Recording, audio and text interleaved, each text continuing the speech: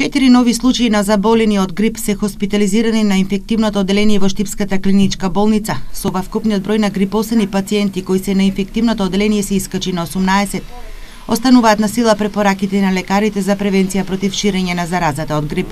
Земање на витамини, витамин С, витамини од Б комплекс групата, полесна исхрана и поголемо внесување на течности, чаеви. Наспроти ова, согласно информациите од надлежните од детското одделение во Штипската клиничка болница, се бележи благ пат на хоспитализирани дечиња заболени од грип. Вкупната бројка на грипосани мали пациенти на болничко лекување сега изнесува 17, а пред неколку дена бројот надминуваше над 23.